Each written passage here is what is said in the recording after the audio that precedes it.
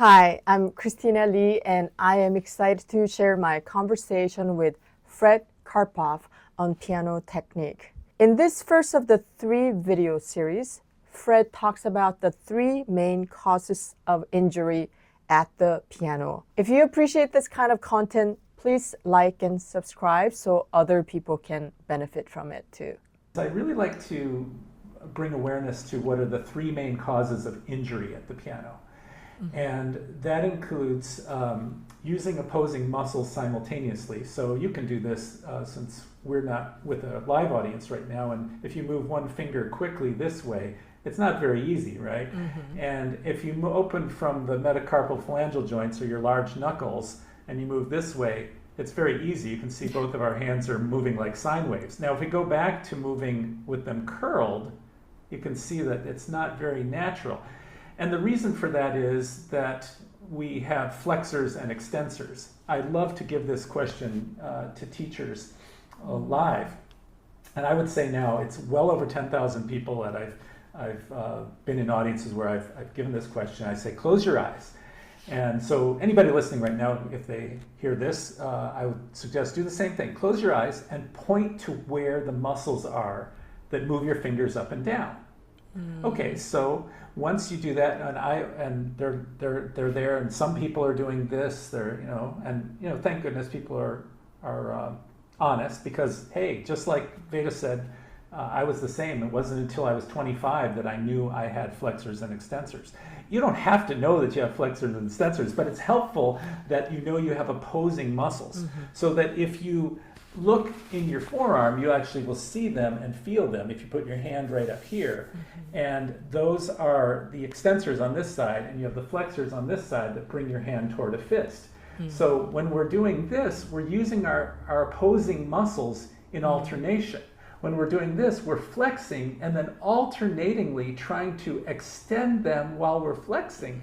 So if you look at a picture or a drawing of a muscle, you look at Gray's Anatomy, you can see how it's attached on one end and it's sort of fibrous and built up in the middle. But when you call upon the muscle, it shortens and it bunches up more. And if you keep doing that, that's one of the ways that happen. You've curled these, you're continuing to use those opposing muscles, and we have to use opposing muscles when we grab something like I've got a glass right here, okay, so I have to stabilize this, but I'm not doing that for speed at the same time. When you're trying to move rapidly like this, you think of the when I was young, the carpal tunnel syndrome was a big thing, but we've sort of added that to saying repetitive motion syndrome. And that is, anything that is used in a, sort of repeatedly in an inefficient manner. This can happen at the gym. This can happen at, all kinds of ways. So that's the number one way of, I guess I would still call it the number one, but let's say it's the first of the 3 main causes of injury at the piano. Okay. The second one is twisting. So twisting is when you're out of alignment, and especially if you play for speed. Think about somebody like Gary Graffman. I don't know if you know the story of Gary Graffman. So one of my teachers is Leon Fleischer, and he famously had lost the usage of his right hand in the middle of a great tour he was doing with the Cleveland Orchestra, or he was to do, and then they said, you're not going to be able to manage this. Gary Graffman hurt, I believe it was his 4th finger, and maybe it was 4th or 5, I'm not sure exactly, but I did hear from reliable sources that he refingered many octaves, including like in the Tchaikovsky concerto, with 1 and 3. And so just imagine what that could do to your hand. Even if your hand was big, you are twisting so badly. And a beautiful image for this is, imagine if you have drapes on a pulley, right? And so when I remember in my earliest memory, actually, when I was quite young, we had those kind of drapes that would go across the whole living room. But we had a large chair sitting in front of it, and so sometimes people don't want to go around and walk to be right in alignment where you're going to pull the drapes straight down. You start pulling them this way, and what happens when you're doing that it's like putting them in the pulley, but the pulley is, got a groove there where the rope is. And so when you're doing this, it's pulling off to the side, and it's fraying the rope, just like we're fraying our tendons. So the twisting is something that's really quite dangerous. Now think about somebody who's like an organist, or pianists like myself who did play the organ. I never was an organist, but there were times that I worked even to become more adept at the feet. But there are times that organ fingering is very helpful as a piano technique, by the way, but that's another topic in terms of how do we use substitution fingerings. And we especially learned this in many of the works of Bach, for example. But even there, the twisting is something that you got to do carefully. And if you're playing, especially with speed, out of alignment, and remember what I said earlier about the middle C method. Yeah. Imagine that when people are already placed in a position that's out of alignment, because, that, like an example, I'm not sitting at my keyboard right now, but anybody can do this. If you imagine you're sitting over middle C and you're probably opposite your navel approximately in terms of your, at middle C, that is, middle C or middle D is about your lateral alignment at the piano. So therefore your hands are going to come in ergonomically in a better aligned place for your hand and arm, that you'll probably, if you put your thumb on middle C, your second finger, if you're like me and most of my students and other people I met, is going to fall more naturally over D flat, and your third finger over E flat than it is over D and E. And when you try this, you'll see that your hand turns more like a windshield wiper, and so it's not really in alignment. So instead of that, and then many people initially, especially when they're maybe first starting out, or if they've just been honed in this kind of method, which a lot of us may have been towards this orientation of middle C, we think also our second finger is going to go over D and our third finger over E from the beginning. But in fact, if you're playing in 3 dimensions, it's easy to play with continuous motion, and by the time you lift and drop and follow through from the C to the D, your hand has moved effortlessly from the D flat to where it was silently over it to the D natural.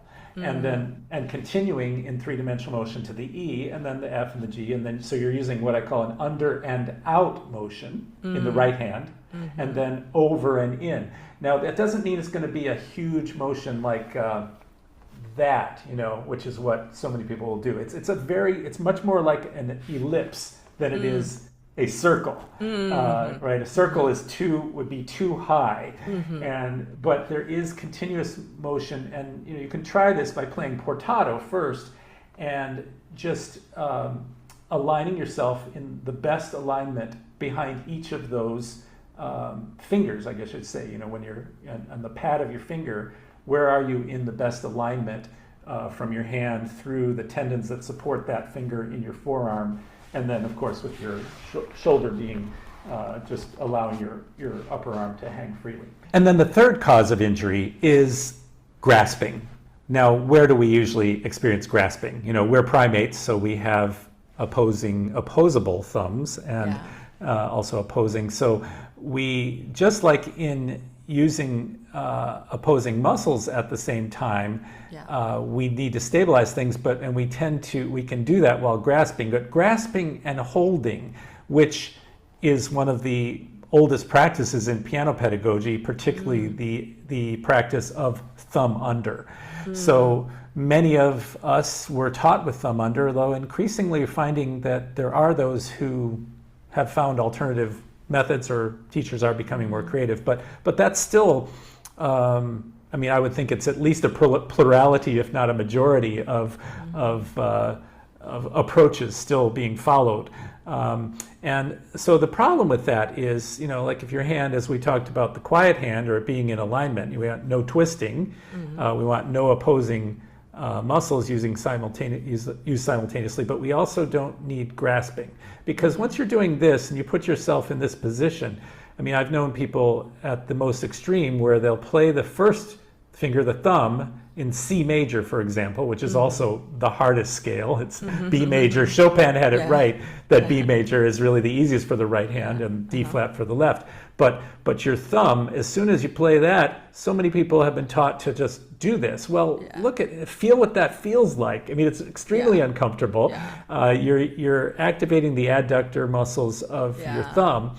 And completely unnecessarily. So if the thumb is used as an extension of the arm, you don't need to use it in this kind of active up and down way. And some people say, well, wait, how are you going to get it out of the way? Well, if you use a good three-dimensional motion, you will be able to pass under with minimal adjustment. But you don't have to do this, which often happens is 1, 2, 3, and then a sort of quick, sort of a swivel, especially when we get to arpeggios. When we have arpeggios, we're playing, and especially again, where people who are not using three-dimensional motion, which would be you're moving along with momentum, and the hand staying quiet all the time. The hand is staying open in that arpeggio, and then actually try to go thumb under from, say, in a C major arpeggio, from G to C. And so that's extremely clunky. So musically, the result is very poor, but in fact, it's also one of the three main contributors to injury at the piano, is grasping. So to sum up again, the three main causes of injury are using opposing muscles at the same time, your flexors and extensors, as opposed to moving from your large knuckles, your metacarpophalangeal joints, and having active fingers, twisting, and grasping, especially with the thumb and thumb under.